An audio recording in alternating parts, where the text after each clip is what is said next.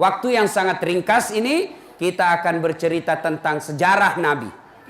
1400 tahun yang lalu lahirlah seorang pemimpin yang tidak pernah melihat wajah bapaknya. Bayangkan, dek gagan tembok nah. Tidak pernah dilihat wajah bapaknya.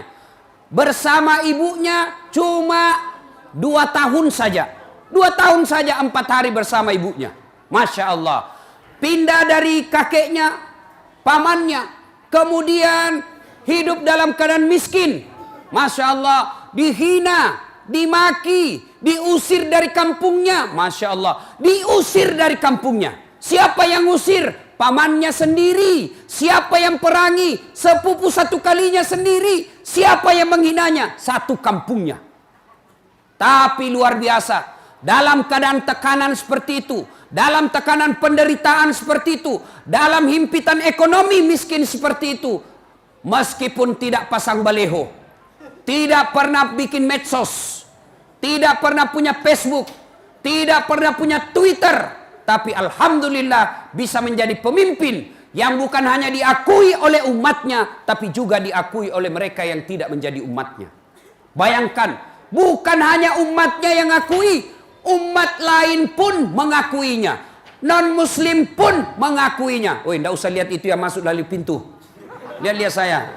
Woi, ndak usah lihat yang pintu masuk dari itu. Dan makanya lain kali kalau mau di depan, cepat datang. Supaya tidak mengganggu konsentrasi. Nah, itu bagian dari godaan setan. Saya karena kalau ceramah ada kegiatan lain tersinggung saya. Coba buka jendela, buka lewat pintu. Cocok ini? Buka jendela. Ya, ibu bapak, saudara-saudara sekalian, berhasil menjadi pemimpin yang bukan hanya diakui oleh umatnya. Kalau umatnya saja akui ya wajar, tapi ini luar biasa. Kenapa? Diakui mereka yang tidak umatnya. Siapa? Ketika ditulis sebuah buku yang berjudul 100 Tokoh Dunia. Yang menulis buku ini bukan umat Islam, tapi siapa yang menjadi ranking pertama di antara 100 tokoh dunia itu? Dialah Muhammad sallallahu alaihi wasallam yang malam ini kita peringati maulidnya. Rasulullah sallallahu alaihi wasallam tidak pernah melihat wajah bapaknya, tapi berhasil menjadi pemimpin yang kepemimpinannya bukan hanya diakui oleh umatnya, tapi juga diakui oleh mereka yang tidak menjadi umatnya. Nah, ibu bapak, saudara-saudara sekalian, usia beliau masih 2 bulan dalam kandungan, wafat bapaknya. Kemudian usia 4 hari setelah melahirkan, keluar dari rahim ibunya, diambil sama ibu susunya, Halimatus Sa'diyah. Dari Halimatus Sa'diyah balik usia 4 tahun, kembali ke ibunya, pergi ziarah kubur. Nah, pergi ziarah kubur bersama ibunya, ini maknanya tidak dilarang ziarah kubur. Boleh pergi ziarah kubur dengan catatan tidak meminta-minta di kuburan. Ya, boleh ziarah kubur. Saya ulang, Islam tidak melarang ziarah kubur dengan catatan datang ziarah kubur tujuannya satu, bahwa kita betul-betul juga akan meninggal, mengingat kematian. Tujuan kedua, menghindari fitnah dunia. Apa maksudnya? Jangan sampai rumah kita mewah di Samarinda seberang, rumah kita ada mobil parkir 3, begitu lewat orang di kuburannya bapak kita, rumputnya tinggi, makamnya nisannya bengkok, sudah runtuh pasirnya, sehingga menjadi fitnah dunia. Orang berkata, wih, kasihannya ini orang meninggal, rumahnya anaknya mewahnya, bagusnya rumahnya anaknya, ternyata tidak terurus kuburannya bapaknya. Itu tujuannya ziarah kubur. Jadi jangan lagi pergi minta-minta. Biasa kita itu dulu Riolo Romai. Kalau selesai pengantin kita pakai baju kemeja putih, pakai songkok baru, pakai lipat sabdeh. Sama itu istrinya pergi ziarah kubur ditemani bapaknya. Baru duduk di depan kubur, nah bilang bapaknya, oh ambo, katu kasih anakmu pure boting, ilo doang ngikasih masempo dan lekna, beleng-beleng. Kenapa ada orang mati doakan orang hidup? Orang hidup doakan orang mati. Tidak boleh orang minta-minta sama orang meninggal, itu sudah mati. Ya. Ada yang lebih parah. Dia bilang apa? Ih, ada tahu kembarnya buaya. Mana ada orang manusia kembar buaya? Kalau manusia jadi buaya darat, mungkin ada. Ya, enggak boleh itu percaya begitu ada orang kembar binatang. Enggak ada itu. Ya. Nah, sudah ziarah kubur Nabi, pulang di desa bernama Afwa, sakit ibu beliau, lalu meninggallah Siti Aminah di desa Afwa itu. Yatim Nabi. Usia Nabi yatim diambil oleh kakeknya Abdul Muttalib, usia 6 tahun. Sampai usia 8 tahun meninggal lagi, kasihan kakeknya. Coba bayangkan, tidak pernah dilihat bapaknya. Usia 6 tahun meninggal ibunya. Meninggal lagi kakeknya usia 8 tahun. Diambil oleh pamannya. Siapa nama pamannya? Siapa nama pamannya? Abu Talib diambil sama pamannya. Usia 12 tahun Nabi mulai berdagang. Nabi dagang bersama dengan pamannya. Beliau pergi ke Syam. Itulah Syria sekarang. Yang dihina, yang perang sekarang. Penduduknya pergi mengungsi. Bapak-bapak kalau cinta kepada Nabi, malam ini sedekahlah untuk membantu orang-orang Syam. Sampai di negeri Syam, ada seorang pendeta yang melihat tanda-tanda kenabian. Namanya pendeta Bukhaira. Ya, pendeta ini punya informasi menurut Injil. Injil menjelaskan ada 3 tanda kenabian. Satu, dia lihat, ini kemana ini anak muda di atas onta? Ada awan melindunginya. Awan, anak muda di atas onta ke kanan, awan ke kanan. Dia ke kiri, awan ke kiri. Pendeta Bukhaira berkata, ini tanda-tanda Nabi. Tanda-tanda Nabi. Akhirnya apa? Dia panggil Abu Talib. Abu Talib, Tal, sini dulu. Agak cepuk. Tentu dalam buku tidak ada capok. Ini bahasa Bugis. Karena sini saya dengar banyak orang Bugis toh. Nah, luar biasa ini orang Bugis. Banyak. Di mana-mana saya ketemu orang Bugis, Pak. Saya ke Biduk-Biduk banyak orang Bugis. Saya ke Pulau Kijang Sumatera banyak orang Bugis. Saya pergi Sabah Sarawak banyak orang Bugis. Sebegitu saya masuk penjara banyak juga orang Bugis.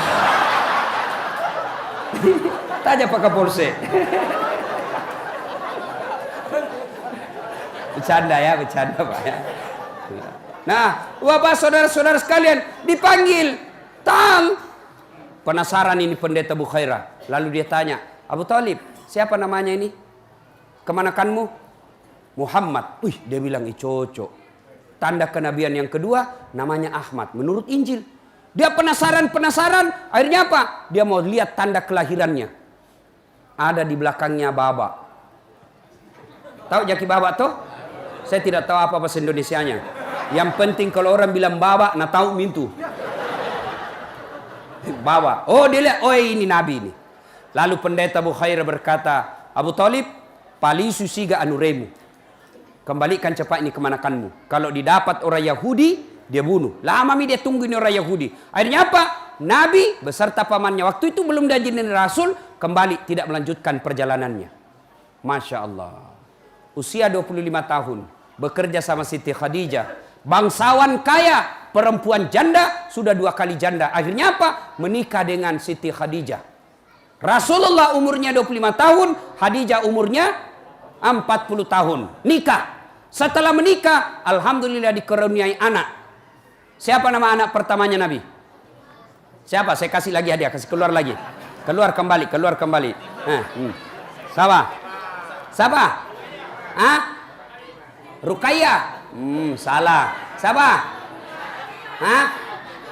Siti Fatimah. Salah. Siapa? Sini.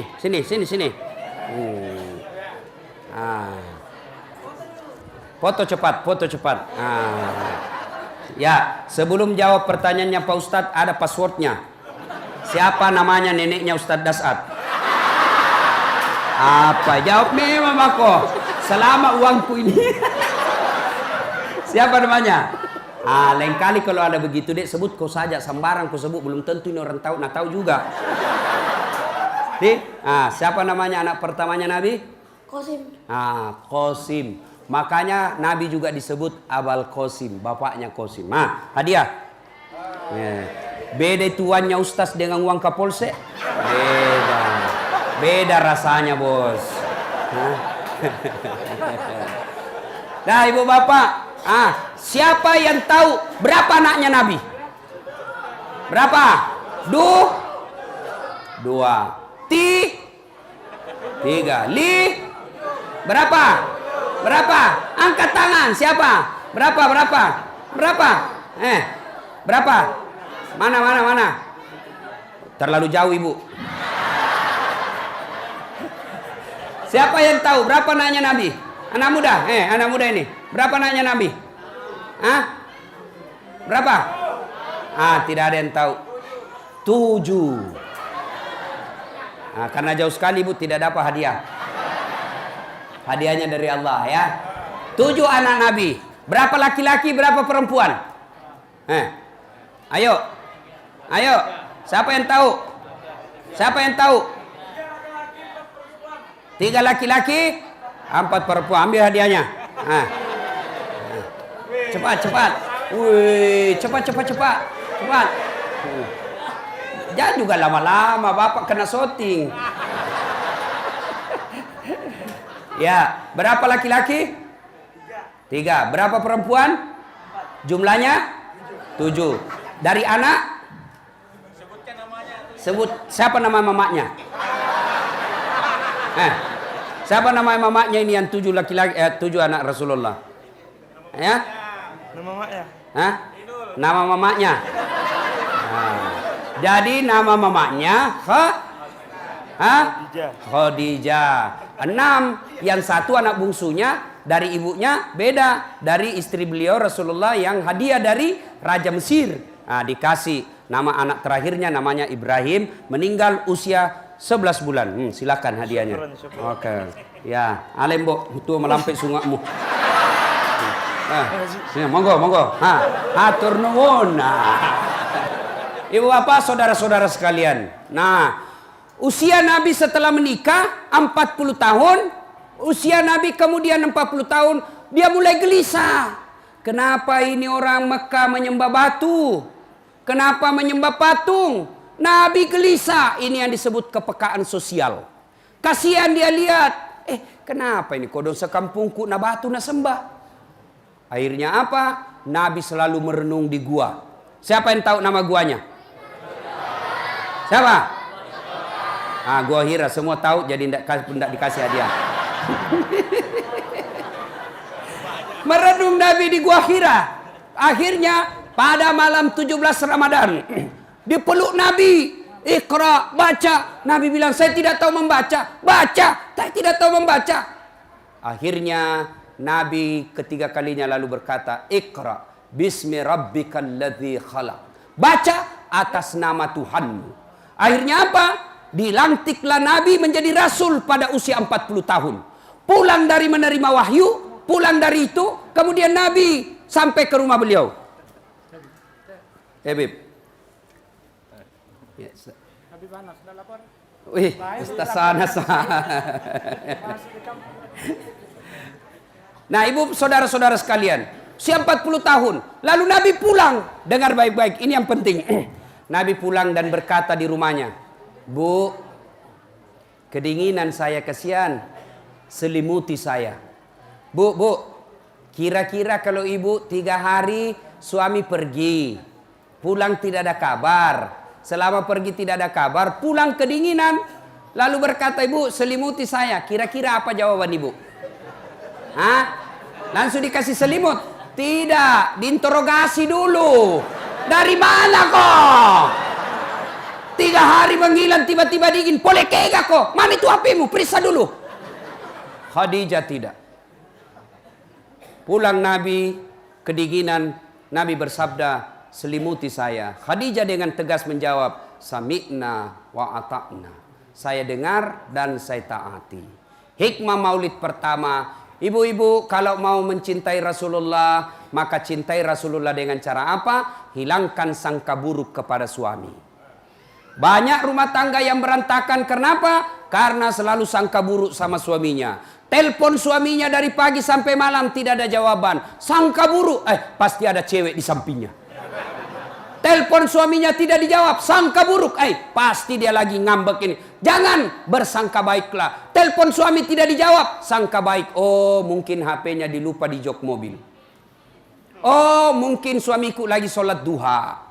Oh, mungkin suamiku lagi menghadap sama bos. Maka berhentilah bersangka buruk, karena tidak ada sangka buruk yang baik. Tidak ada baiknya sangka buruk. Hikmah maulid, berhentilah sangka buruk kepada sesama manusia, terutama dalam rumah tangga. Sangka baik saja. Tiba-tiba ibu lagi di rumah ngaji, masuk SMS, "Bu, saya lihat suami tak bonceng cewek." Maka kalau dia wanita muslimah yang baik, maka dia jawab, "Alhamdulillah, berarti suami saya dapat rezeki." Dia bilang lagi yang kirim, "Kok bisa?" "Karena suamiku tukang ojek, jadi pantas dia pantas." Tenang perasaan. Berhenti sangka buruk. Tidak ada baiknya sangka buruk. Berdoa pun tidak boleh sangka buruk kepada Allah. "Saya kenapa 3 tahun ini berdoa, kok tidak dikabulkan doaku?" Percaya bahwa apa yang Bapak minta tidak baik. "Ya Allah, mudah-mudahan saya jadi pedagang yang sukses." Allah tahu kalau ibu jadi pedagang yang sukses, ibu sombong, tidak datang ke masjid, maka Allah senang. Biarlah ibu tetap miskin supaya datang ke masjid. Saya dulu daftar tentara. Tes fisik tidak lulus, Pak. Kenapa? Ceper. Tidak cukup tinggiku. Ya Allah, kenapa kok lahirkan saya dalam keadaan pendek? Aku tidak ada rugi jadi Tuhan kalau saya jadi tentara. Tidak lulus saya, Pak. Temanku lulus polisi. Sekarang dia reserse di Sulawesi Barat. Pakai baret merah. Saya lulus jadi ustadz pakai baret putih. Tapi alhamdulillah dengan baret putih yang saya pakai, mulai baret hitam sampai baret merah, kucaramaiku semua. Sangka baik, jangan sangka buruk. Saya 2013 ikut Pilwali Makassar.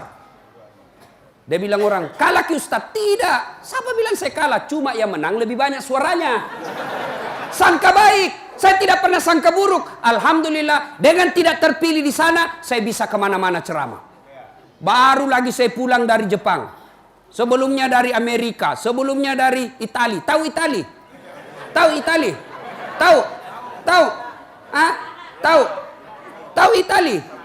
Itu sampingnya. Coba luar biasa.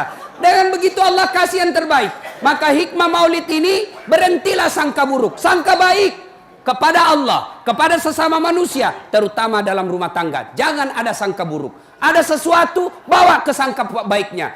Kenapa suamiku ini 2 hari saya telepon-telepon tidak aktif HP-nya. Sangka baik. Oh, kasihan barangkali HP-nya dicuri orang. Tenang perasaan. Kenapa ini orang dari tadi saya hubung-hubungi tidak ada. Oh, sangka baik. Oh, mungkin dia sibuk.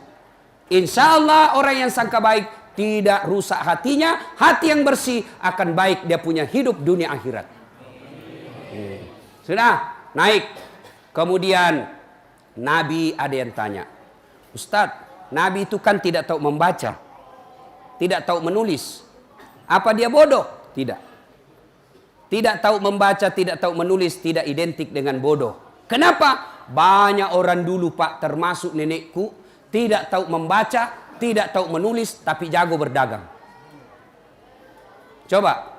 Banyak orang tidak tahu menulis, tidak tahu membaca, tapi nah hafal itu uang. Nah tahu. 10.000 ini, 20.000, dia tahu. Berarti tidak tahu membaca, tidak berarti bodoh. Rasulullah tidak tahu membaca, tidak tahu menulis. Apa hikmahnya? Untuk menghindari fitnah bahwa Quran itu karya dan tulisannya Muhammad. Mereka mau menuduh bahwa Quran itu karya Muhammad, Quran itu ikilan Muhammad. Mereka tidak bisa lakukan tuduhan itu. Kenapa? Terbukti dalam sejarah Muhammad sallallahu alaihi wasallam tidak tahu membaca dan menulis. Tapi apa dia bodoh? Tidak. Mana buktinya? Pada usia beliau 36 tahun, belum jadi nabi, terjadi pertengkaran di Mekah. Apa judul pertengkarannya? Ka'bah dipugar. Di Ka'bah itu ada batu Hajar Aswad. Hajar Aswad ini diturunkan. Selesai dipugar Ka'bah, mereka bertengkar. Kata Bani Adi, "Saya lebih berhak kasih naik ini batu Hajar Aswad." Kata Bani Auf, "Saya lebih berhak." 4 suku. Akhirnya 3 hari 3 malam tidak ada keputusan. Sampai hari ke-6 baru ada keputusan. Apa keputusannya? Begini, besok kita lihat siapa manusia pertama yang lewat di pintu masjid, itulah yang kita suruh untuk tunjuk siapa yang angkat ini batu. Setuju? Setuju. Akhirnya tunggu. Ternyata besok siapa yang lewat di pintu itu? Dialah Muhammad yang digelari orang Makkah Al-Amin, yang terpercaya. Oh, langsung dia bilang orang Makkah, cocok nih. Dek nana salah. Iya na cocok nih. Ini orang jujur ini, tidak pernah salah-salah bicaranya ini. Baik, ya Muhammad, kami ini ceritakan. Kami ini berhari-hari bertengkar. Tidak sepakat untuk mengangkat baju Hajar Aswad ini. Menurutmu siapa yang lebih berhak? Nabi lalu membuka serbannya. Tahu serban? Tahu serban? Dia buka serbannya. Berapa sudutnya serban? 4 sudut. Lalu Nabi buka, hamparkan serbannya. Lalu semua kepala suku yang 4. Tabe, pegang sini. Kabe, pegang sini. Tabe, pegang sini. Sama-sama kepala suku pegang 4 suku. Lalu Nabi bersabda, daripada sampean ribut, biar saya yang angkat ini batu, kasih masuk di serban. Lalu 1, 2, 3, angkat rame-rame. Selesai itu dari bilang Nabi, ayo tempel masing-masing. Pegang semua tangannya, tempel. Selesai masalah, tidak ada masalah. Ini namanya menyelesaikan konflik dengan menguntungkan semua belah. Artinya apa? Rasulullah itu cerdas, buktinya bisa mengatasi konflik tanpa ada yang merasa tersinggung. Berarti kalau kita cinta sama Nabi pada malam ini, anak tak kasih sekolah tinggi-tinggi. Ustadz, bagaimana mau sekolah Ustadz? Bapaknya hanya petani. Bapaknya petani, tapi Tuhannya bapaknya maha kaya. Jangan sampai tidak sekolah karena tidak yakin. Allah yang ngatur rezeki anak kita, bukan bapaknya. Sekolahkan anak kita. Supaya apa? Kalau umat Islam cerdas-cerdas, maka orang di luar Islam tidak berani ganggu kita. Tapi kalau kita dongo, bodoh, beleng-beleng, nah kasih bodoh-bodoh ki orang. Makanya suara tak kadangkala dibeli. Kadangkala kita salah milih pemimpin. Kenapa? Karena kita bego. Maka sekolah. Oh, luar biasa itu. Ali bin Abi Thalib. Ada 4 sahabat Nabi.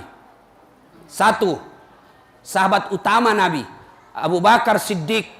Beliau adalah orang yang paling bijaksana dalam berbicara dan mengambil keputusan. Yang kedua, Umar bin Khattab. Beliau adalah sahabat Nabi paling tegas, diberi gelar Al-Faruq, artinya paling hebat memisahkan antara yang batil dan yang haram, yang batil dan hak. Kemudian yang ketiga, Utsman bin Affan, tokoh muda kaya tapi dermawan membantu. Kemudian yang keempat, Ali bin Abi Thalib, anak muda yang cerdas. Dengan ilmu kau bisa dapat harta, tapi dengan harta belum tentu kau dapat ilmu. Mana contohnya Ustadz? Ada orang di kampungku kaya. Diajarlah dia membaca karena dia tidak tahu membaca. Diajarlah membaca sama cucunya. Nah, dikasih lihatlah gambar. Jai. P tambah pep. So pepso. D. Apa bacanya? Odol. Masuk lah guys. Coba. Dia waktu itu masuk wartel. Tahu wartel? Tidak ada sekarang wartel. Warung telepon. Oh kaya ini pak. Diambil nomor HP-nya anaknya. Dia buka. Langsung dia bilang, halo. Ambokmu nak. Halo. Dalam hatiku. Bagaimana mau nyambung? Tidak nak pencet dulu nomornya. Saya bilang gaji. Pencet dulu. Ya pak guru kak nak. Ku pencet mi. Sudah itu. Nak telepon. Halo. Aku bilang, tak balik Haji. Kenapa? Yang di mulut nak simpan di telinga. Yang di telinga simpan di mulut je. Aku bilang, Haji tak balik. Langsung dia bilang lagi, loha. Oh loha. Coba. Ini banyak duitnya. Tapi karena tidak punya ilmu, baru di Makassar mati lampu, tidak bisa berapa-apa. Coba, banyak orang banyak duitnya, tapi masuk di restoran pusing. Dia bilang, manya mana nak senyan riron nak. Enak semua dimakan itu tadi nak. Satu saja yang tidak enak. Batena emak dek namilok tama. Kutelan tidak mau masuk nak. Nak bilang anaknya yang mana mbok? Nak bilang itu yang putih tipis. Ternyata apa? Tisu. Ini banyak duitnya tapi tidak punya ilmu. Menderitalah dia. Sebaliknya dengan ilmu kau bisa dapat uang. Ya dengan ilmu kita bisa dapat uang. Dengan uang belum tentu dapat ilmu. Dan kelebihan lagi ilmu berkaitan dengan ibadah. Hampir bisa dipastikan bapak gagal dalam ibadah kalau tidak punya ilmu. Tidak tahu syarat sahnya puasa. Tidak tahu syarat sahnya sholat. Tidak tahu syarat sahnya ibadah yang lain. Maka ibadah yang kita lakukan pasti batal. Contoh ya.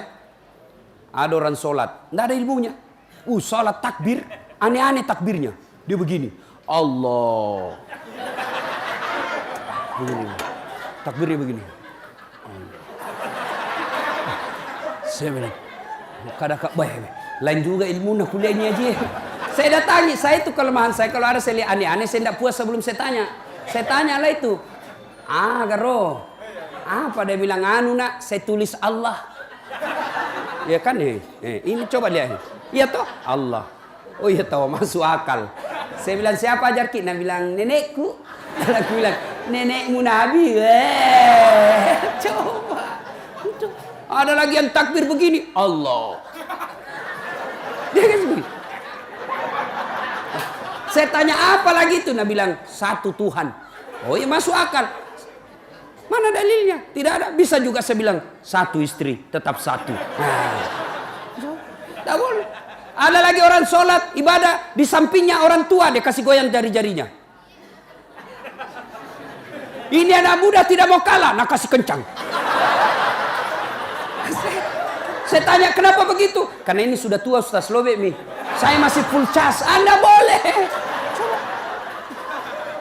Ibadah kita bisa berantakan kalau tidak punya ilmu. Dan kita beribadah dengan susah karena tidak punya ilmu. Ada pernah suatu ketika saya ceramah bahwa kalau Ramadan itu siang saja yang tidak boleh berhubungan istri, malam boleh. Selesai ceramah datang lah ini bapak-bapak. Ustaz, serius Ki? Maksudnya apa Pak? Kalau malam boleh? Boleh. Yang tidak boleh itu asan subuh sampai asan maghrib. Asan maghrib sampai asan subuh boleh. Serius? Iya, Nabi bilang. Masya Allah Ustaz, saya sudah 6 tahun biar malam tidak juga. Saya bilang, kadongok kok. Ya, kebelajar. Ya, hari Jumat, berapa banyak orang nanti di akhirat tidak punya pahala Jumat. Kenapa? Karena dia datang saat khatib sudah Assalamualaikum. Dia bisa lakukan ini. Kenapa? Karena dia tidak punya ilmu. Dia datang sholat Jumat, paling terlambat datang, paling cepat pulang. Mau masuk, dia bilang, tunggu dulu, masih bisa habis 2 batang ini. Dia ketawa, saya serius ini. Ada perokok di sini? Ada? Ada? Berhentilah Pak. Bapak kalau tidak bisa nyumbang Palestina, sumbang dengan cara apa? Berhenti merokok. Apa hubungannya Ustadz? Itu rokok, pabrik rokok yang ada di Indonesia, semua pemilik sahamnya orang Yahudi. Tahu Yahudi? Itulah yang tembaki kasihan orang-orang Islam Palestina. Masih kecil, bayangkan Pak, saya pernah lihat tayangan medsos, anak-anak kecil di baris usia-usia belasan tahun dia geret lehernya. Tidak bisa melawan. Bayangkan, diperkosa mamanya di depannya, diperkosa saudara perempuannya di depannya. Untuk apa? Meruntuhkan mental orang Islam. Supaya apa? Mereka tidak berani dan malu menjadi orang Islam. Siapa yang lakukan itu? Yahudi. Dan apa bisnisnya Yahudi di Indonesia? Itu rokok. Berhenti merokok Pak. Kalau Bapak mau perang sama orang Yahudi, berhenti merokok. Bangkrut mereka kalau Bapak tidak merokok. Bayangkan berapa Bapak beli satu hari. Kali 1 bulan, kali 1 tahun. Dan 20% dari harga rokok yang Bapak beli langsung dikirim ke Israel untuk membantu peralatan senjata mereka. Jadi Bapak merokok, kita tembaki orang Islam itu secara tidak langsung. Berhenti merokok. Kalau tidak bisa berhenti merokok, silahkan pegang rokok. Tapi jangan kasih ketemu api. Itu saja kita pegang-pegang.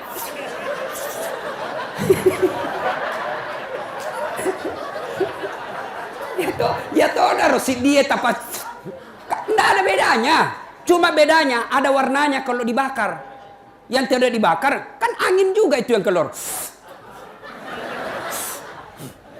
Kan sama, cuma ada warnanya kalau ada rokoknya. Ya sudah, kalau Bapak tidak bisa merokok, berhenti ya begini saja. Aku ketawa, serius saya ini bos. Ya, kalau Bapak cinta sama Nabi, berhentilah merokok. Sudah, tidak usah panjang cerita. Kalau Bapak betul-betul cinta sama Nabi tamat tahun ini, wujud konkretnya nyata, berhenti merokok. Tidak ada hadis yang menjelaskan Nabi merokok. Ada Bapak pernah dengar Nabi menunggu sahabat yang datang sambil merokok 2 batang? Tidak ada. Saya juga biasa langsung ilfil kalau lihat Ustadz ada merokok. Aduh, tidak masuk akal saya juga itu biasa. Jangan berhenti. Mohon maaf kalau ada di sini. Mohon maaf. Ini tujuannya dakwah. Kalau tidak bisa berhenti, bangun sholat tengah malam. Ya Allah, berikan saya kemampuan. Hindari kecanduan ini. Tanpa bimbinganmu, ya Allah, saya tidak bisa berhenti. Ya Allah, saya berhenti. Saya niatkan tabungan uangku. Saya mau pergi ke Baitullah bersama Ustaz Das'ad. Sini Mi, daftar cepat sama saya. Ibu bapak, saudara-saudara sekalian. Sudah, berhentilah. Nah, selanjutnya. Usia Nabi makin uzur. 12 Rabiul Awal, hari Senin, tahun ke-11 Hijriah. Rasulullah Sallallahu Alaihi Wasallam sakit. Rohnya Nabi cabut naik ke atas meninggalkan telapak kaki. Dingin betis beliau sampai ke paha, sampai ke perut, sampai ke dada, sampai ke kerongkongan. Ketika hari kebangkitan, dibangkitkan Nabi. Nabi manusia pertama yang dibangkitkan. Dia gosok matanya, begitu bangun berhadapan dengan Jibril. Lalu Nabi berkata, "Ya Jibril, hari apa ini?" Jibril menjawab, "Ini hari kebangkitan." Kalau ini hari kebangkitan, siapa dia cari Nabi? Apa beliau cari bapaknya yang tidak pernah dilihat? Apa beliau cari keluarganya, Hasan Husain cucunya yang tersayang? Tidak. Nabi mencari, Jibril, kalau ini hari kebangkitan, aina ummati? Mana umatku? Mana umatku? Mana kasihan umatku? Masya Allah. Inilah cintanya Nabi kepada kita. Nah sekarang bagaimana cinta kita kepada Nabi? Ayo. Bagaimana cinta kita kepada Nabi? Nabi jelaskan, sepelit-pelit di antara kalian, dia dengar namaku disebut, dia tidak bersalawat kepada aku. Kita biasa dengar Nabi Muhammad salawat tidak ikhlas. Muhammad sallallahu. Apa artinya itu, bos? Nabi Muhammad sallallahu. Panas saya cikali. Allahumma salli ala Sayyidina Muhammad wa ali Sayyidina Muhammad. Pak, bayangkan kecintaannya Nabi kepada umatnya. Ketika beliau dilempari di Taif. Datang malaikat menawarkan bantuan. Jibril berkata, "Terlewat-lewat mana nih pak kampungnya? Keterlaluan mereka satu kampungnya Muhammad. Allah utus saya. Kau berdoa saja, saya timpakan mereka, saya hancurkan satu kampung." Mendengar ini, apa kira-kira jawaban Nabi? Misal nih, saya dilempar, dimaki, dilempar sampai jatuh gigiku. Datang Pak Kapadandim. Bagaimana Pak Ustaz? Tembak, hancurkan satu kampung. Tapi Nabi tidak. Apa jawaban Nabi? Ya Jibril, kalau hari ini Allah ingin mengabulkan doaku, saya hanya berdoa kepada Allah, ya Allah berikan mereka hidayah orang-orang Taif. Mereka melempari saya karena mereka tidak tahu apa yang saya bawa buat mereka. Akhirnya Allah mengabulkan doanya. Sampai sekarang dari semua kampung yang pernah saya lalui, saya pernah datangi di Saudi, Taif, orangnya akhlaknya baik-baik. Nabi doakan mereka baik akhlaknya. Nah, itulah cintanya Nabi kepada kita. Nah kita sekarang, mana cinta sama Nabi? Tulis saja nama Nabi kita malas. Namanya Muhammad Jabbar, namanya Muhammad Faisal. Apa kita tulis Muhammad? Tidak, kita tulis saja M Faisal. Apa itu M? Makan. Apa itu M? Minum. Apa itu M? Mabuk. Tidak, tulis yang lengkap, Muhammad Faisal. Jangan kau tulis-tulis ringkas itu nama Muhammad. Muhammad Faisal, M Faisal. Atau biasa juga tulis Mu. Apa itu Mu? Marah Nabi itu kalau namanya dirusak-rusak begitu. Tulis yang lengkap, Muhammad Faisal. Lebih Faisalnya kau ringkas, Muhammad F.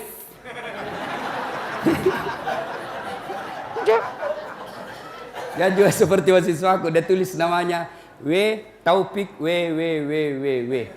Banyak W nah. Tulis kok. Dia bilang panjang sekali Ustaz, tidak mau absen. Tulis. Sekali nana tulis panjang betul. Apa itu W Taufik W. Ternyata apa? Wabillahi taufik wal hidayah.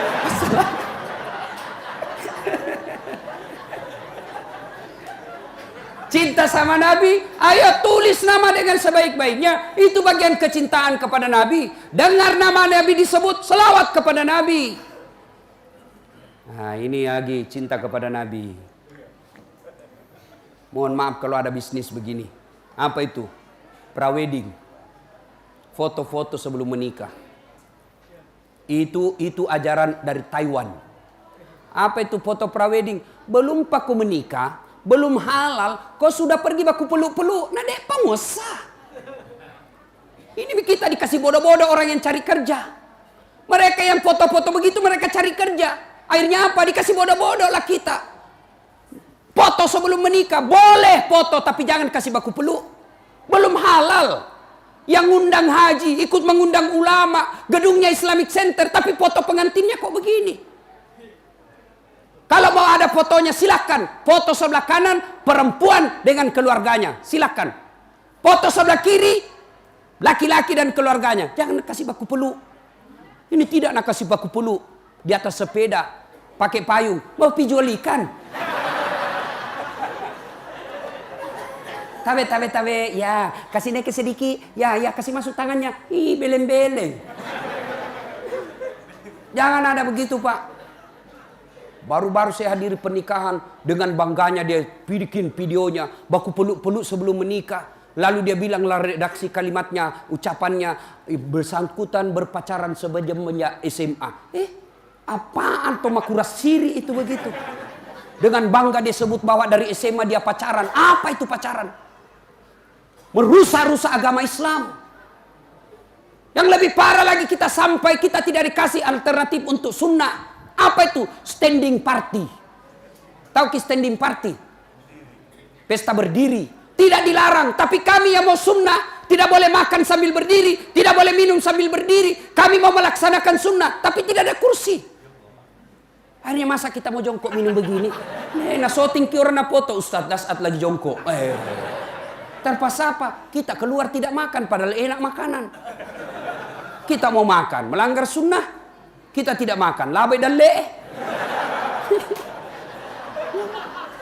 Jangan ketawa Pak, serius ini Pak. Kalau kita cinta sama Nabi, berhenti pesta-pesta seperti itu. Itu melanggar sunnah. Kalau kita cinta sama Rasulullah, tegakkan sunnah yang sederhana-sederhana. Apa yang sederhana-sederhana? Biasakan setiap mau tidur, doa dulu, itu sunnah.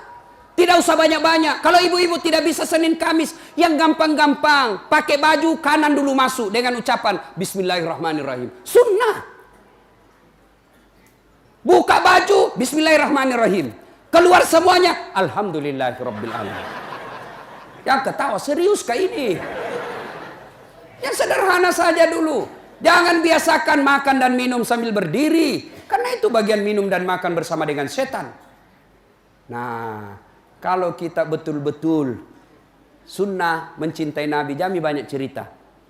Nabi pernah suatu ketika bersabda, saudara-saudara sekalian, laki-laki tetangga dengan masjid wajib datang berjamaah di masjid. Bubar jamaah. Tiba-tiba ada datang tunanetra. Ya Rasulullah, bagaimana saya? Nabi bersabda, kau lain. Pergi nih. Belum jauh dipanggil lagi. Tal. Kenapa? Kau dengar azan di masjid? Saya dengar ya Rasul. Nabi bersabda, kau wajib datang berjamaah di masjid.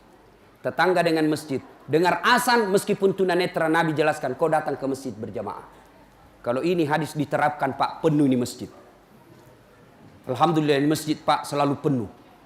Apalagi kalau subuh. Penuh sampai di luar, tidak ada di dalam.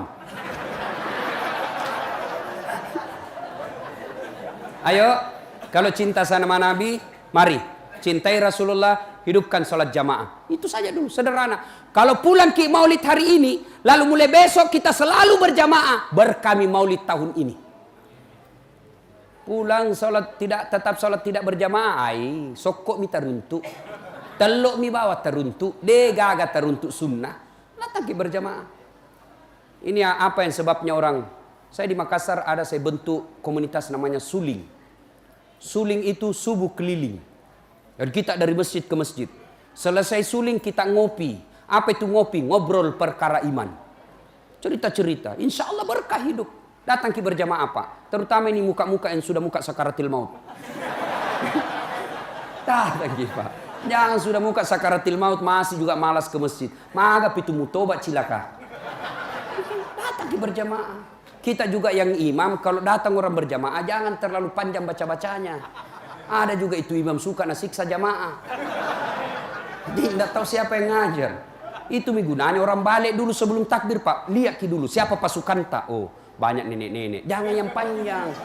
Remati kasihan kita sisa baca yang panjang-panjang. Surah Al-Anfal ayat 2 sampai 40. Nah selesai. Itu orang di belakang orang tua begini mami ke sini. Naik lagi ke sini. Batina nasi satu matoi kasih la ilaha illallah. Jangan menyiksa, Pak. Nabi menjelaskan kalau kau jadi imam ringkaskan bacaanmu. Kalau kau jadi imam baca yang umumnya orang hafal. Tujuannya apa? Kalau ringkas orang tidak menghayal. Ya, ini tidak. Mau ki ikut. Tidak dihafal. Mau ki ruku. Belum mulai ruku imam terpaksa dibaca semua pengumuman. Matikan handphone. Coba, sudah dibaca lagi saldo kas, pemasukan. Dia baca semua, Pak. Sudah dibaca itu bajunya lagi orang dibaca. Persatuan Guru Republik Indonesia, cabang Samarinda seberangnya. Semua dibaca. Siapa yang salah? Imam. Ringkaskan. Yang kedua kata Nabi, baca yang umumnya orang hafal. Tujuannya apa? Supaya orang bisa ikut. Coba kalau imam baca Qul Huwallah, biar anak-anak ikut. Begitu imam baca surah Al-Anfal ayat 2 sampai 40, dia husuk dengan bacaannya, kita menghayal di belakang. Begitu salah imam, ewa ya lemu. Siapa mau bantu kau ndak dihafal, Bos? Ada tiba-tiba sholat, lu ndak tahu sambungannya, karena ada cicak jatuh dekat kepalanya, stres. Orang stres ndak tahu apa sambungannya, hening, suasana semua diam. Nah bilang ini, imam, tolong bantu di belakang. Dia bilang di belakang, saya juga tidak tahu. Tiba-tiba ada yang berteriak, dia bilang, kalau begitu ya sudah, Allahu Akbar. Ayo. Siapa yang salah? Siapa salah? Siapa? Imam. Maka kalau imam salah, kacau barisan. Waktu saya dulu SMP ini di kampung, sujud imam, lama sekali sujud. Ada temanku langsung angkat kepalanya, langsung, lenyap imam.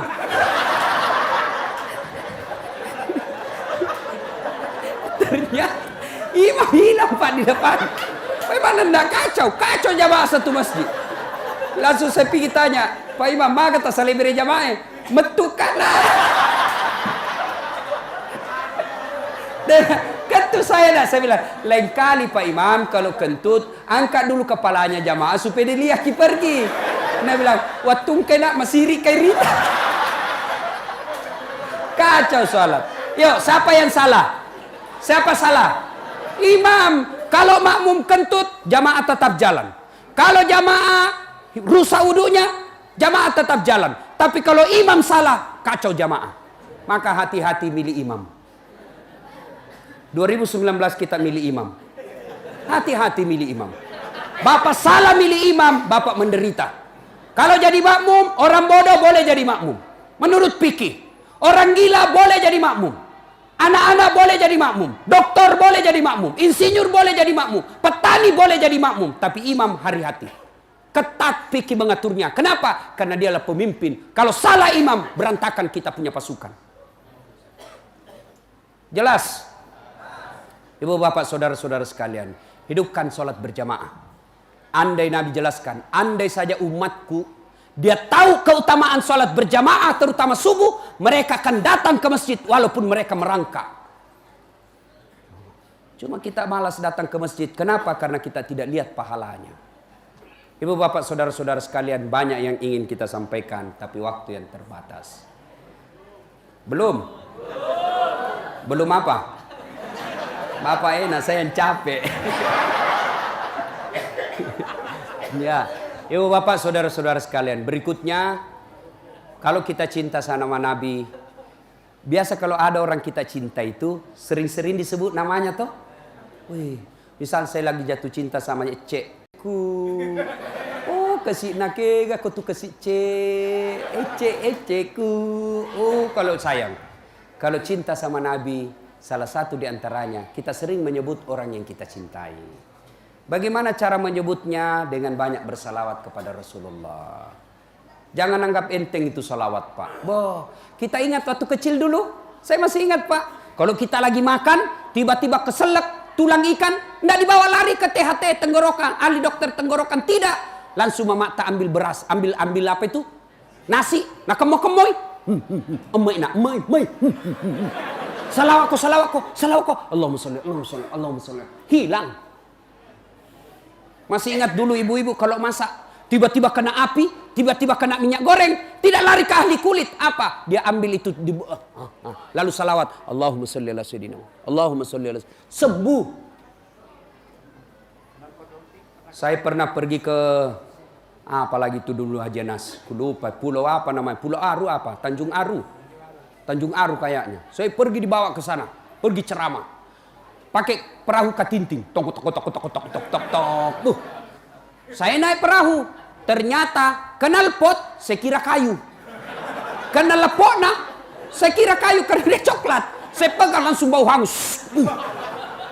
Di tengah laut, mau pulang. Tidak mungkin, Mi. Terpaksa saya langsung ingat keutamaan salawat. Dengan izin Allah, tidak rusak. Ini fakta, Pak, yang saya alami. Salawat saja, banyak-banyak bersalawat. Ibu-ibu, ada masalah dalam rumah tangga, salawat sebanyak-banyaknya. Biar Allah yang tolong kita. Bapak-bapak mau buka bisnis, salawat kepada Nabi. Ya Nabi, salam alaik. Ya Rasul, salam alaik. Ya Habib, salam alaik. Duduk baik-baik, salawat kepada Nabi. Dengan sebaik-baiknya. Jangan salawat tidak bagus.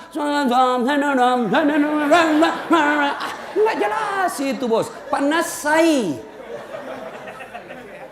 Ya, bagus-bagus. Sallallahu ala Muhammad, sallallahu alaihi wasallam, sallallahu ala Muhammad, sallallahu alaihi wasallam. Itu dulu barasanji di kampungku. Saya masih ingat. Tapi ada temanku nak pelesetkan kipak, nak pelesetkan apa salah-salah. Apa dia bilang? Ya ko tello alamoi, ya ko manu alai mai.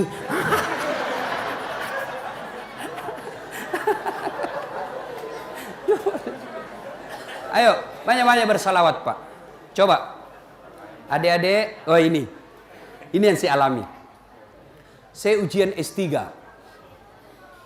Itu orang ujian di universitas tempat saya kuliah paling cepat 3 jam. Cepat 3 jam. Saya mau ujian, masuk ke ruang ujian, saya telepon ibuku, "Mak, ilo doang enggak, Mak? Tatik seralat tu tatik 10 siddi."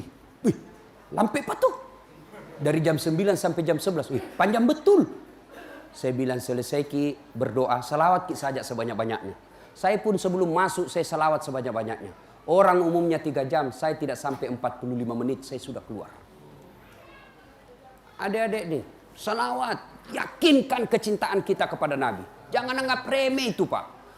Salah satu sebab Allah juga marah di negara kita kalau kita lecehkan ulama. Pewaris Nabi bukan presiden. Pewaris Nabi bukan menteri. Pewaris Nabi bukan gubernur. Pewaris Nabi bukan jenderal. Pewaris Nabi al-ulama'u warisatul anbiya. Ulama adalah pewaris para nabi. Berterima kasihlah kepada ulama. Dengan cara apa? Cintai ulama kita.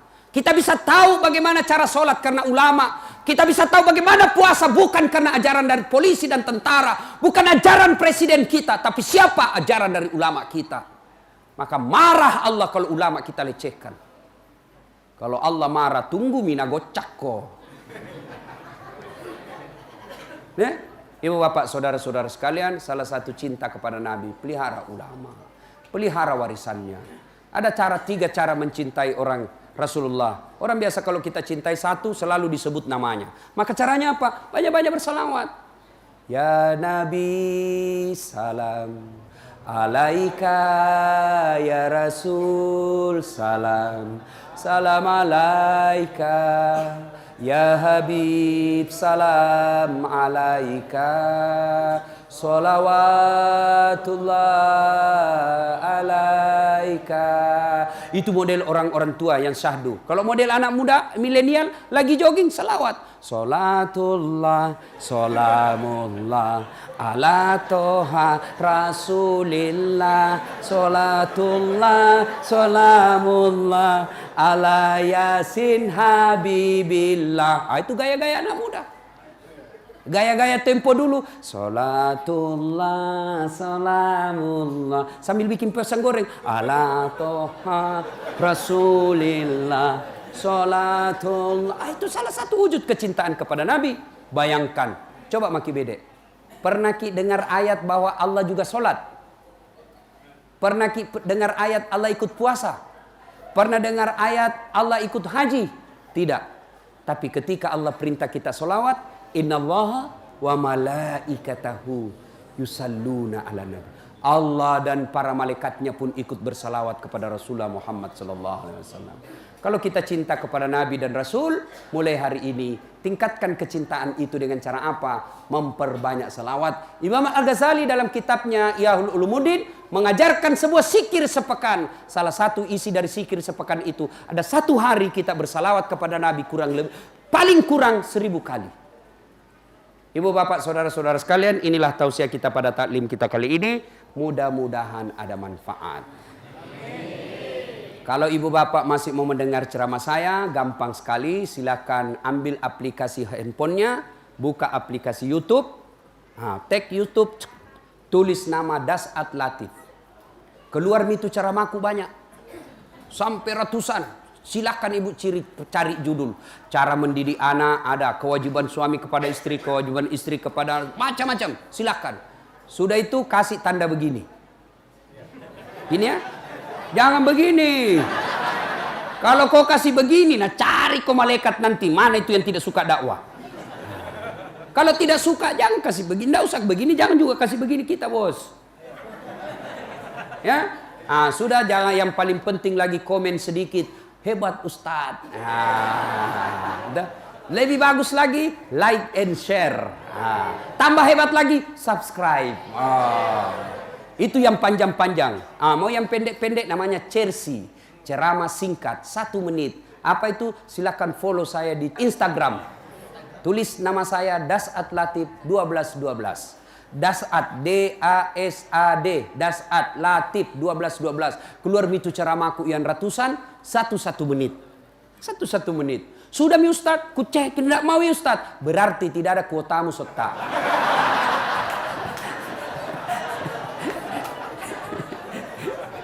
Demikian, mudah-mudahan ada manfaat. Sebelum kita akhiri, mari kita kirimkan suratul Fatihah kepada Rasulullah Muhammad sallallahu alaihi wasallam. Khasiat dan keutamannya kita ikhlaskan untuk Nabi dan para sahabat dan untuk kita semua. Al-Fatihah.